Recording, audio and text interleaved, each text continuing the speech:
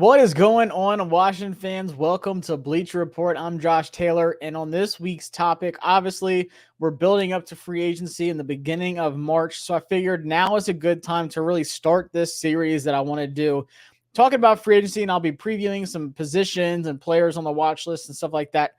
But to really start out the series, you have to look in-house and take a look at what we have because Washington has a ton of free agents this season coming up. I think it's a lot more than people really realize. So I'm going to talk about the free agents we have, kind of give my predictions of like who I would bring back. And then also some guys I could see leaving. And then we have some rumors about some other players and stuff like that. But then also take a look at how much salary cap Washington really has. I think that's a number that a lot of fans are kind of misled by. People think, oh, we have 100 mil, we have 90 mil, something like that. Like we don't. It's not really close to that number. So we'll talk about that. And then, like I said, just really breaking down who Washington really needs to bring back. And it can really dictate how they go about free agency. So in this video, I'm going to talk about our team, talk about our current free agents. And then as we go through the week, every single Wednesday, I'll be going live at this exact same time on the Bleacher Report app. Except for next week, I'll be going live Monday to talk about why Washington's going to win the Super Bowl next year. But then after that, getting back on track on Wednesdays, I'll keep this thing going leading up to free agency, which is March 10th is when things start leaking and coming out. And then same with the 11th. And then March 12th is like the new year date is when things become official. And same with trades. That's something I've been getting asked a lot, especially with Myles Garrett, Cooper Kupp, a lot of these trade guys and rumors starting out. You can technically like agree to terms and everything right now, but trades are not made official until March 12th. So just keep that in mind. But if Washington was to like make an offer for Myles Garrett or something like that, coming up like next week or 2 weeks from now, whatever, they can make the trade happen, but nothing becomes official until March 12th when the new league year starts. So like I said, I want to go through it. First off, let me go ahead and share my screen, and we're going to talk through the salary cap and what Washington really has. And then we'll go through the team and guys I think really need to come back. So if you see here, you see the Washington Commanders at number 3 leading, for all the good teams, especially a team that made it to the NFC Championship, being a top 3 team in salary cap is crazy. Like, all the good teams are usually at the bottom because they maxed out and they paid all their players and they signed big free agents, and that's why they're so good. Washington has a rookie quarterback on a rookie deal, which is the biggest luxury in the NFL. There is nothing better than a rookie quarterback who can take you to a Super Bowl. So that's why Washington really needs to just hone in and take advantage of this window of Jaden being on his rookie deal. And they have time, of course. First year completely exceeded expectations, but they had to change so much of their roster. You couldn't go out and make some giant signing and spend a chunk of that money because then you would exhaust yourself and you would not be in the position you are in right now. So the cap space is at 78 mil right now. People are like, whoa, that's so low. But really effective cap space is what you want to look at, 68.86 mil. What the effective cap space is, player bonuses that are going to come out in March. Then also you have to remember you have to pay your draft picks that you draft in April coming up. So you have to set that money aside too. Now, can the salary cap go up? Sure. We don't know. It's not a guarantee. We have no idea what the salary cap is going to be, to the full extent.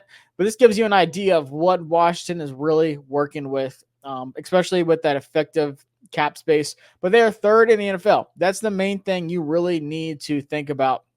That's how much they can ideally spend. Like I said, roughly, it's not an official number, but it just gives you a good idea to start. But they didn't go crazy in the first offseason. They had to really get rid of a lot of players and then start to set the foundation for the future of the team. Guys like Austin Eckler on a multi-year deal. Same with Tyler Biadasz. They also bring in some vets like Bobby Wagner for a year, Zach Ertz for a year, Jeremy Chin. Same, like I said, just the same idea of like we still need players that can compete at a high level and take us to the NFC Championship game, and that's exactly what they did. But if they would have gone crazy last year, things wouldn't have worked out. Who knows? This number would have been much lower, and they would have been in a really bad position in this offseason. They wouldn't be in a position to be one of the front runners to get a Myles Garrett or to, make a big splash signing in free agency like a T. Higgins or something like that. So they were really smart. So as much as I would have loved to like go out and get crazy big names in free agency last year, I'm appreciative that Adam Peters, mostly Adam Peters, Dan Quinn had a little bit of saying things and stuff like that, as we saw from like the draft room and everything, but mostly Adam Peters. I'm just glad he went about it in such a smart way to where that we are in a position to succeed. That's what everyone's like, well, Washington's a team to watch out for because they have a rookie quarterback who's really good, top 5 in the league. If you ask me, I think he's number 5. He's on a rookie deal. You have a ton of money. The team went to the NFC Championship game, for crying out loud. And that was the worst team that, roster-wise that Jaden Daniels will probably play on in his entire career. It's only going to get better. So this is year 2 of getting better. Can we get over the hump? Can we get to the Super Bowl next year with Jaden Daniels and the new team? Now, in my opinion, I think there are going to be a lot of changes this offseason coming up to the roster. And you're like, why? Like, how? We already had so much last offseason. What could it be more than that? Maybe not as much, but I think it's going to be pretty close. So I pulled up Overlads here to give you just a visual. And then I'll pull up Spot Track and take a look at our free agents, and we'll go over like market value and stuff like that. But you have an idea money-wise what Washington can really spend. But then, like I said, if you trade for Myles Garrett, you're paying him, 19-20 mil that first year. Who knows if they rework a new deal? Who knows if they restructure this guy right here, Terry McLaurin, who deserves every dollar? Who knows? But I'm just going to go down the depth chart, and you see a lot of green. You're like, Josh, what's green? What's the orange? So the orange is all the rookies. That's fine. That's whatever. The green is all free agents. So, yes, what you see is correct. Washington has two wide receivers under contract next year. That's Luke McCaffrey, who's a rookie, and then Terry McLaurin. But like I said, he's probably due for an extension. That's just kind of the smoke. The vibes around say that he's probably getting an extension this offseason. We'll see. But still, Noah Brown, De'Ami Brown, Olamide Zaccheaus, Jamison Crowder, KJ Osborne, who didn't even play. All guys who are free agents this offseason. So you see 7 wide receivers on the active roster. Now you have to assume Washington's going to sign a free agent, probably draft a guy. Who knows if it's going to be like a high round guy. Maybe they trade the first for Myles Garrett. Maybe they make a trade for DK Metcalf. Who knows? But I think you have to just start at least bringing back 2 of these guys. And I might lean towards, I don't know about De'Ami Brown. People think that he had like some crazy good year and he showed I'm a wide receiver too. He had like 300 and something yards and 1 touchdown. Like, let's be dead honest. Did he flash in the playoffs? Sure. I loved what I saw. But has he proven himself to be a wide receiver too?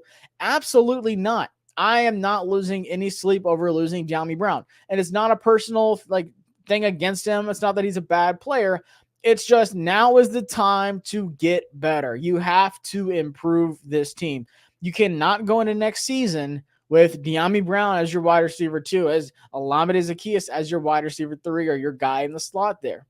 And I know Jaden Daniels had a crazy good rookie season. He elevated all these guys that stepped up individually. Like I said, De'Ami Brown had a great playoff performance. Olamide Zaccheaus showed up in a lot of games. Crowder, even like that Eagles game, came out of nowhere, didn't expect it. Noah Brown catching the Hail Mary and had a good bit of good catches. Luke McCaffrey, I'm expecting him to have a better season next year. But you have to improve. So I have no problem. Like, if I had to pick, I say you bring back 2. I don't think you're bringing back 3. I think you're just bringing back 2 of these guys. I don't know if De'Ami Brown can get money elsewhere, if other teams think that he's worth more than like what we would offer him, like a pretty low deal. But if De'Ami Brown's willing to come back, sure.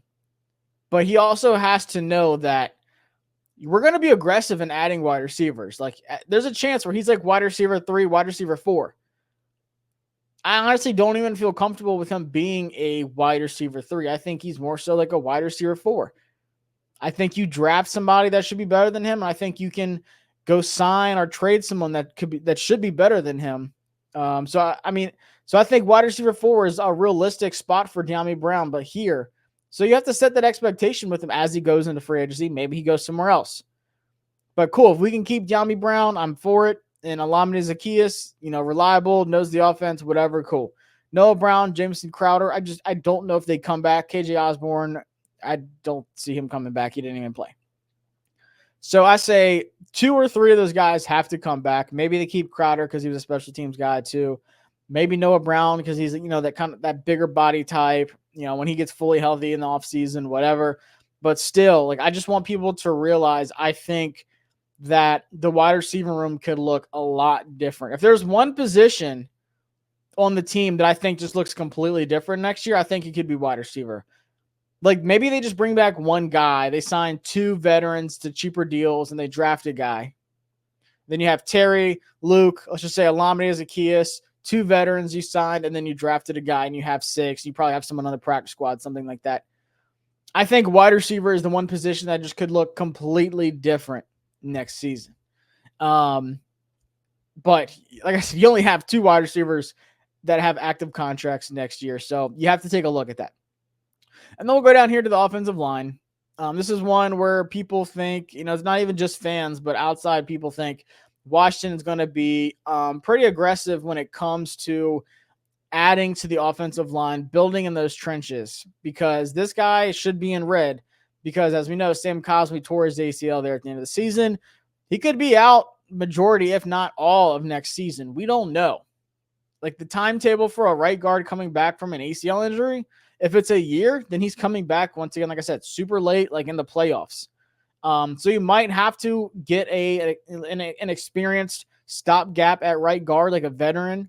Do you draft somebody and then maybe move him to like left guard after Sam Cosmi comes back in like 2026? Maybe. But Brandon Coleman was your rookie left tackle, had an up and down season. I thought he was actually pretty decent. Could you kick him into right guard? Possibly. Maybe Andrew Wiley goes to right guard to fill in for Sam Cosmi while he's out with the ACL injury, because Wiley played there in Kansas City. But then once again, you have to fill in that right tackle spot. So I think the offensive line, once again, is going to be one of those puzzle pieces. But you have 2 free agents and Cornelius Lucas, who I like.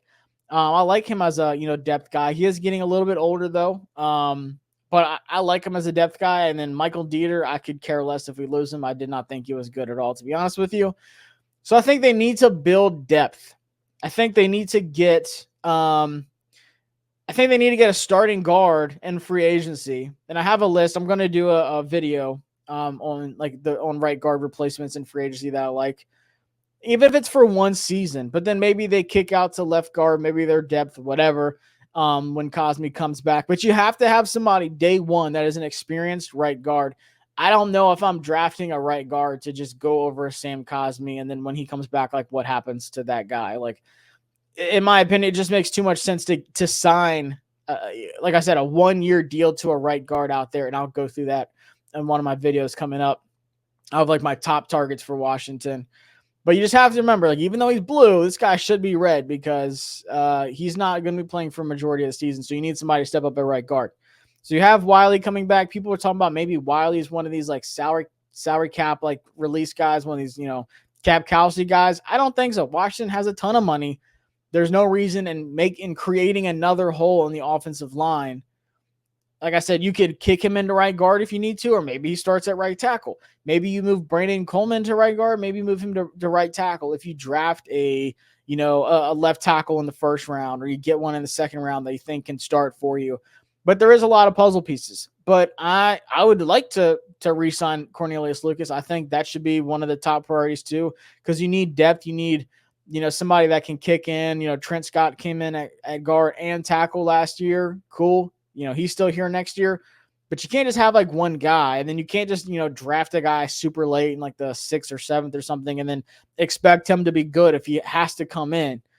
So for me, I'm re-signing Cornelius Lucas. Michael Dieter, I wouldn't re-sign him. I would let him hit free agency.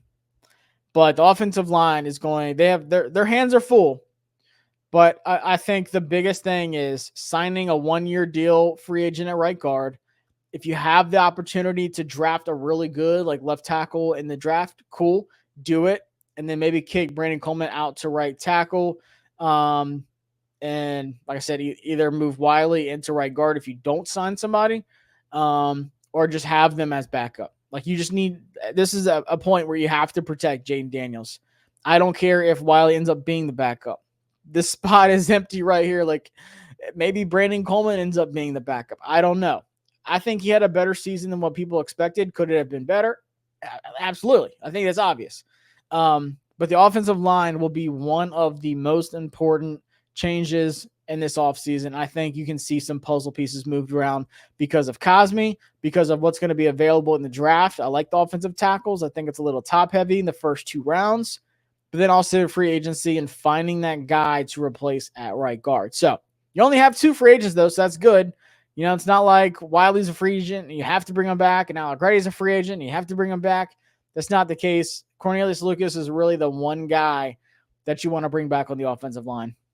Like I said, good depth guy that can rotate in. Now, tight end. This is where it gets a little, once again, you're like, we don't really have much. Zach Ertz is a free agent. John Bates is a free agent. My boy Ben Sinnott and Colson Yankoff were rookies. So next season, you have 2 tight ends who are on contracts. And they were both rookies this year. Now, Zach Ertz came out and said that he is not retiring. Now we haven't, heard if Washington's going to, re-sign him, whatever. But I think it would be in their best interest to do so. I think they will re-sign Zach Ertz to another 1-year deal. I think next year could be his last year. But, I mean, him and Jaden had a really good connection. Obviously made a lot of big catches, especially like the Falcons one, like the game winner to lock it into the playoffs. Like just so many catches. He was that safety blanket for Jaden Daniels. You don't want to take that away. Now, I do think Ben Sinnott is going to be more of a tight end 2 next season. Tight end is the one position that you draft that usually takes a year or 2 for that player to break out.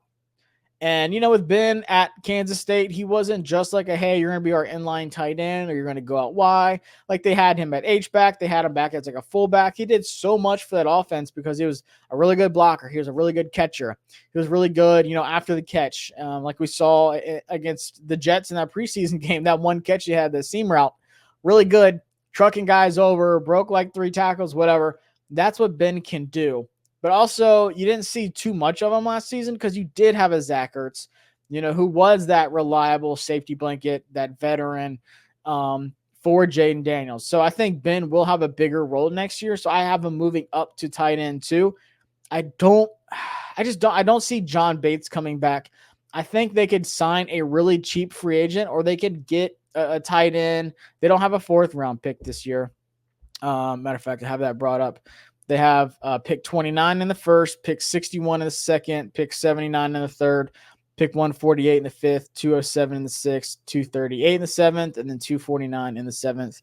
And they're not getting any comp picks because of free agency last year. But I think they could get this is a really good tight end draft. Maybe they would get, someone in the 5th that could be like a tight end 2, tight end 3. In the future, nothing too crazy. And then when Zach Ertz leaves the year after that, Ben could, be a solidified tight end 1, or that next offseason and that next draft, you either sign somebody in free agency or you draft a tight end 1 and let Ben be a tight end 2, whatever his development looks like next season. But for me, I don't see John Bates coming back. I know he's a good blocker, but I just need more out of him. And the team does like Colson Yankoff. Like I could, see him doing more and taking over more of that blocking role. So I do want to see some more of him.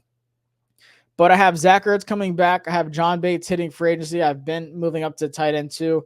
And then Colson could be tight end 3, or they sign a free agent. It's like a 1-year deal, nothing too crazy. The free agent tight end, room's not the craziest to begin with, but then they could also draft one later in the rounds and get like a good steal. We know Adam Peters is going to find those late round gems. And then quarterback, you have your quarterback of the future. You've got your rookie quarterback, which makes this such an exciting roster. And like I said, why guys like Myles Garrett can come here, because you have your quarterback on a rookie deal. But this is where it gets to, you might lose Marcus Mariota. There is a market out there for him. Adam Schefter already reported that the Dolphins and the Raiders are already interested in Marcus Mariota. So what you have to think about is Marcus Mariota, when he had to come in the Carolina game, in the Cowboys game, he looked really good. So teams saw that. They saw that tape and they said, look, Marcus Mariota has an opportunity to be a starting quarterback somewhere. So, like, don't be surprised at all if we lose Marcus Mariota. It just sounds like there are going to be teams, and this isn't the best quarterback, draft class by any means. So if you're looking at the teams, let's just go to the full order here. Let's just look at the top teams in that first round that need a quarterback: Tennessee, Cleveland, New York, the Raiders, the Jets, if they move on from Rodgers. You just never know. Like I said, he said Miami is a team that's interested.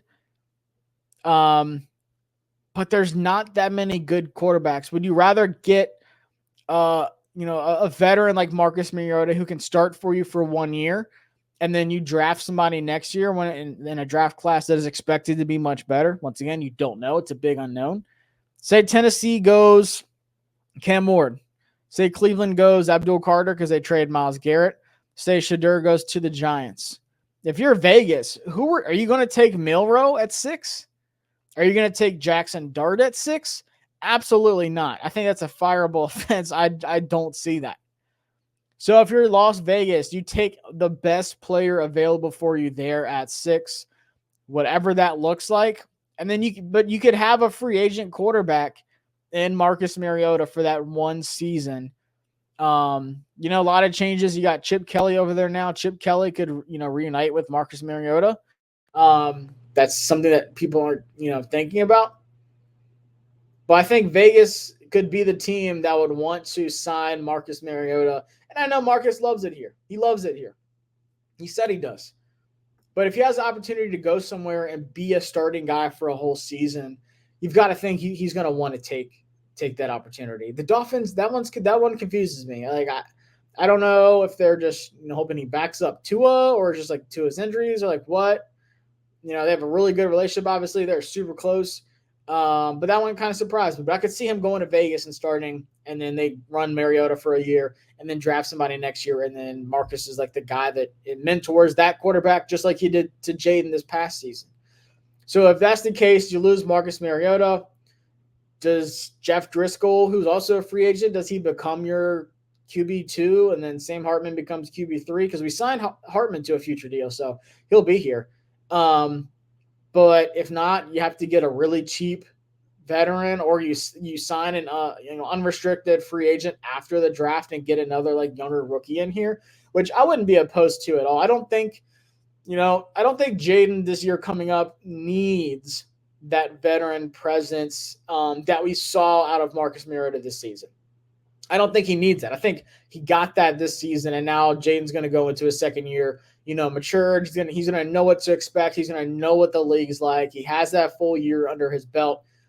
Now Jaden's kind of just ready to roam free and be Jaden, rookie of the year this year. Not saying like Marcus Mariota is the reason Jaden is good, but I'm talking about Heisman winner. I'm like helped him along the way. Like they've talked about their relationship. We saw Marcus Mariota talk to Jaden Daniels that one time in the Falcons game. And he's like, "Get up, man. Like you're good at this. Like use your God-given talents, go out there and win this game," kind of thing. So I don't think you like have to go get some like free agent to be that guy, but I think you could get someone experienced, in case God forbid Jaden gets hurt or, we're up and we decide to put a quarterback in late and it doesn't get ugly. Like what could Jeff Driscoll even look like in this offense next season? Who knows? But I think Marcus Mariota is the one to really follow. Does he want to stay here as a backup, or does he want to chase an opportunity somewhere else like the Vegas Raiders and become the starter next year? But he's got to know he's only going to be a starter for 1 year unless he just absolutely balls out next season. Then we have the running backs. Luckily, the only free agent really is going to be Jeremy McNichols. Chris Rodriguez is a exclusive rights free agent. But Jeremy McNichols is the only true free agent there. We have Austin Eckler still under contract, and B-Rob still under contract as well. I think we can all agree that we still need a legit running back one. So B-Rob is going to be here next year. Austin Eckler is going to be here next year. Jeremy McNichols, I know he was big in moments, pass protection and stuff. I think he's gone. Maybe he replaces Chris Rodriguez. Maybe Chris Rodriguez is gone. and then McNichols is that running back 4. But I think Washington drafts a running back in one of the best running back classes I've ever seen. My top target is Travion Henderson for us. Obviously, I would love him around Hampton at like 29, or Caleb Johnson, in the second round if he's there. But I think Travion Henderson in the second round is a true possibility. I just think this draft is too good to not go ahead and get that, playmaking running back like we've seen out of Bijan Robinson, like we've seen out of Saquon Barkley. This draft is way too good not to get a guy. Even if it's a Damian Martinez late, I think people are sleeping on Damian Martinez. I still think whoever you draft should be running back 1 next year. We cannot run it back, no pun intended, of how bad our running game was. Jaden Daniels and Marcus Mariota were the leading rushers from like December till the end of the season. Beginning of December to the end of the season. That is unacceptable, and it starts in the trenches for sure. But Austin Eckler had his injuries. B-Rob had his injuries in his legs. Like I said, Austin Eckler had his concussions. Can't really, help that. But still, even when B-Rob came back, he was not the same. You got to get the running game going next season. Defensive line. We can all agree this is going to change too. You got Pollard, Jean-Baptiste, and Newton as your rookies. Dante Fowler, I don't see him coming back next year. I think someone's going to pay him money to be that, speed guy on the outside, pass rushing guy. But he did not stop the run for us, and Dorrance Armstrong really didn't either. Both edges did a really bad job at stopping the run. I think that's the biggest need, whether it's Myles Garrett, whether it's Khalil Mack, who's my number 2 option, whether you draft someone at 29 like Nick Scorton or Jack Sawyer or whoever you want, Shamar Turner, whatever. You got to have an edge rusher that can get to the quarterback but stop the run. It was so bad. So bad. I could see Jalen Holmes coming back, cheap deal. Clelin Ferrell, I could see him coming back on a cheap deal too. He was kind of banged up throughout the whole season. Sheldon Day, I could see him coming back on a cheap deal. Unless we draft somebody in like a middle round to replace him, which I really like the D tackles this draft as well. I think this is a deep D tackle draft. I think you could get a guy in the 5th that could take Sheldon Day's spot easily. But that edge right there, Dante Fowler, you've got to be able to replace him. Both Armstrong and Fowler were both rotational guys in Dallas. And then we brought them here to be like primary down guys. And I know we would rotate in, Clelin Ferrell, Jean-Baptiste did too, Jalen Holmes did as well. But from what I'm saying is like the snap count was drastically different. Like we brought them here as rotational guys and forced them to be 3-down DNs that couldn't stop the run, that just pass rushed. So if you get a Myles Garrett and you're rotating in Dorrance Armstrong, and then maybe you draft somebody on the outside, or maybe you still sign Khalil Mack, who knows? And he replaces Dante Fowler, and you're rotating in a Javonte Jean-Baptiste, who I like the flashes I saw from him, or Jalen Holmes. That's best case scenario. But I think you lose Dante Fowler. I think he goes somewhere as a pass rushing specialist. I think a team pays him. I know he had a really good season, but for what we need to do this offseason, I don't think he fits what we need to change on the D end. I love what he looked like getting to the quarterback. He had some really big plays this year, but we need bona fide studs that can stop the run on the outside, Khalil Mack and Myles Garrett. And like I said, maybe rotate in Dorrance Armstrong. I know we gave him a good contract, but still, I would rotate him in both sides. I would rotate Javonte Jean-Baptiste. I would rotate Clelin Ferrell, and same with Jalen Holmes. And then D tackles, like I said, Sheldon Day, you might bring him back, like maybe he's a practice squad guy. But I think I would like somebody there in one of those, day 2, day 3 of the draft, because I really like this D tackle class. And then linebacker, Frankie Louvu, stud, he's coming back. Michael Walker, depth guy.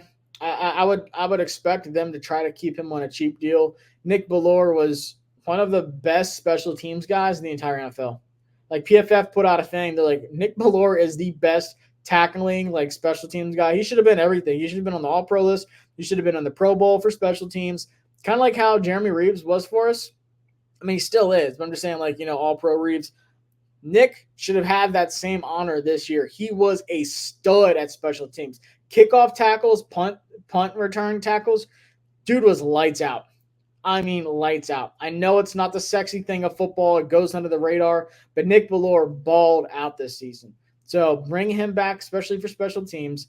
I'd say bring back Michael Walker. I think Jordan McGee, I need him to get healthy. I need him to get healthy ASAP. And then Dominique Hampton's pretty much just still learning that linebacker group here. So I'm cool with this. Like I'm fine with this because what you expect is Jordan McGee once he's healthy. He's learning from Bobby Wagner. He's learning from Frankie Louvu. You expect him to take Michael Walker's spot as that number 3 linebacker, who is a very fast, very physical linebacker who's really good at stopping the run, who's really good at pass coverage, who can be that leader.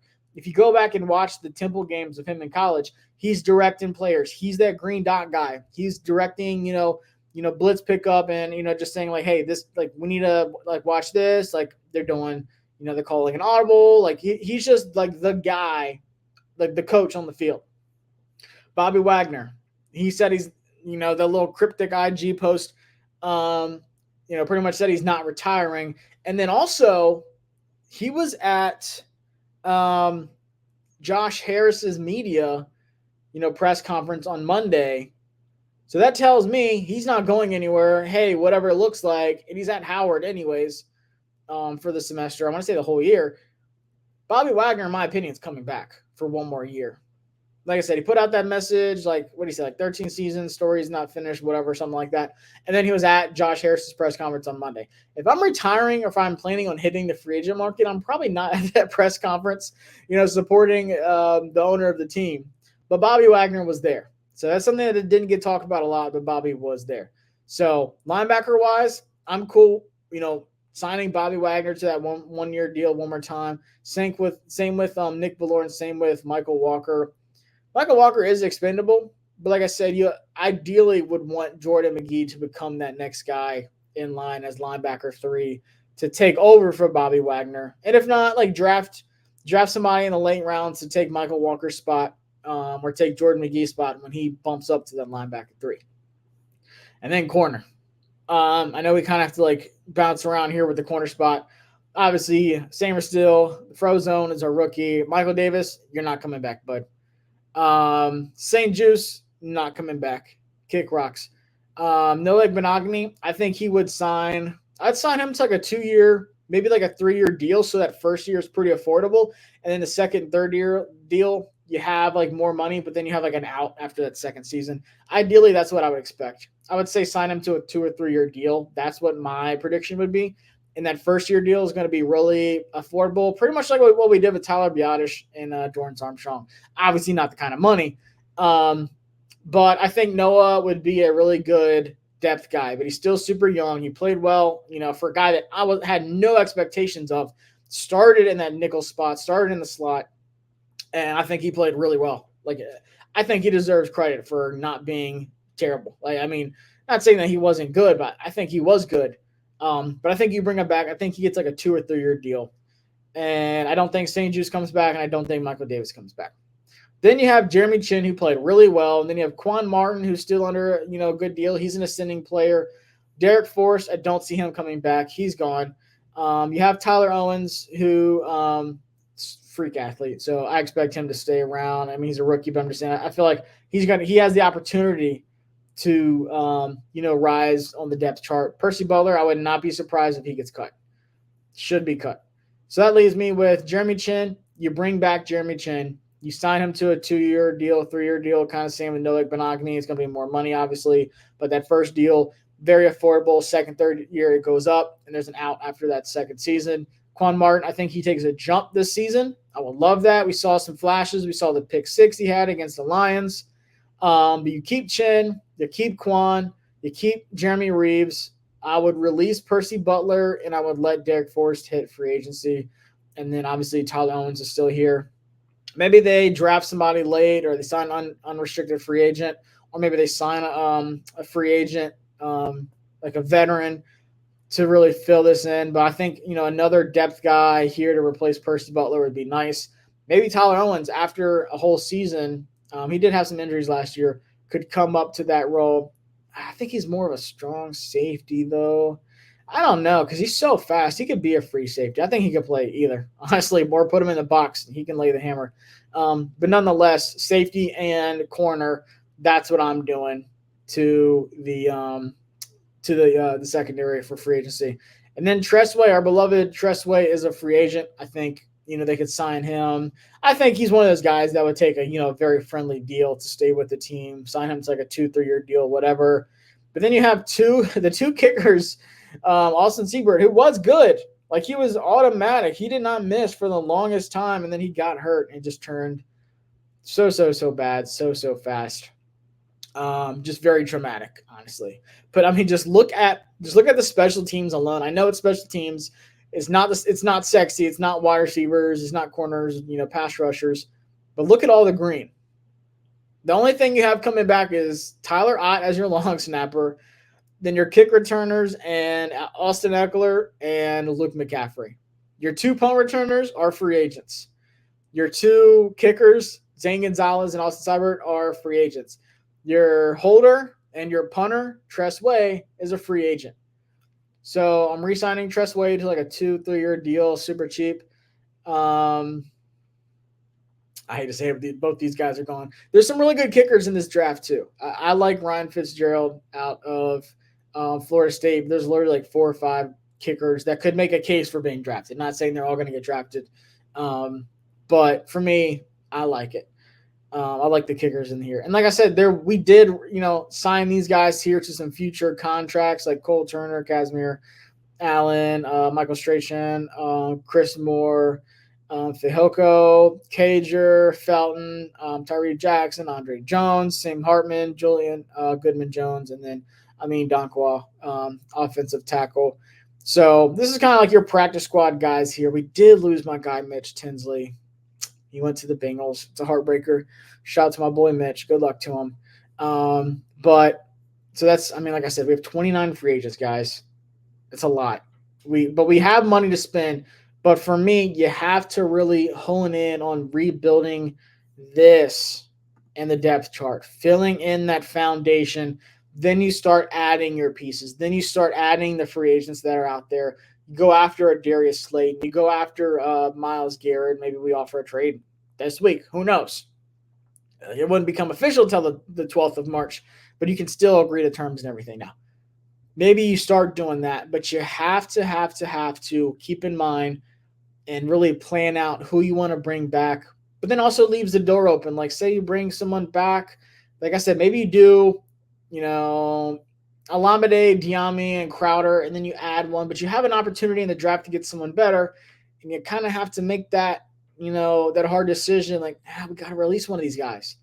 That's okay.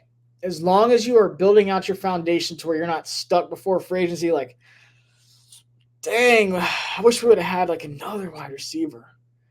I wish we would have got another edge rusher. Like, man, a tight end room's light if Zach Ertz doesn't come back. Like, we're banking on this guy to have to do something this year, like we did this year. But like I said, we just didn't have much of a choice because of how much change we had to go through last season. I think this is a different offseason. This is phase 2. Phase 1 was just clean sweep and then trying to put pieces that could stick. But we cannot go into the season with De'Ami Brown as wide receiver 2, Alame Zaccheaus as wide receiver 3. Because remember, we added Noah Brown in the season. We added KJ Osborne in the season. Obviously, like I said, we didn't even see KJ Osborne play, but Noah Brown played a pretty decent-sized role. But just remember that. You don't want to have to do that in the middle of the season. We're like, all right, it's trade deadline. We need to make a trade because we have a glaring need at wide receiver, or we have a glaring need on the offensive line, or the DNs are still not stopping the run. We got to trade for somebody. That's not what you want to do. So that's my thoughts on our current free agents. Like I said, I'm going to be going through the next few weeks of, targets.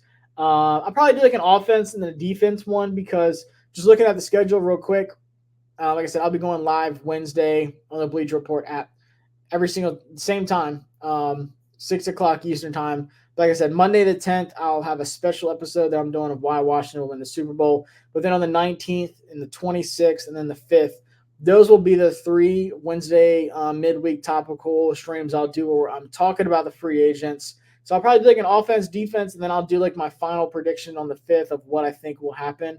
And then, of course, March 10th is when we'll start to get those deals leaked out and everything. The 10th and 11th are the busiest days of the year. That's when free agency frenzy starts. And then the 12th is the first day of the new year. That's when things get finalized, trades, free agents, all that good stuff. But hopefully y'all got something out of this. I don't want to say a lot. Maybe you got nothing out of it, but I appreciate everyone that tuned in. And then check out my YouTube channel, JTFB, or the JTFB channel as well, for more discussions on the Myles Garrett thing. I went live and talked about him. Also did a video talking about the Senior Bowl prospects. And then same with Cooper Kupp. Went live and had a discussion on what that could look like should Washington trade for Cooper Kupp and Myles Garrett. And I'm going to be doing a lot of stuff here and then also on my YouTube channel pretty much every single day. So subscribe and then follow me on social media at Josh Taylor FB for even more media. But I appreciate y'all, and I'll see y'all Monday to let you know why the Washington Commanders are going to win the Super Bowl next year. Peace.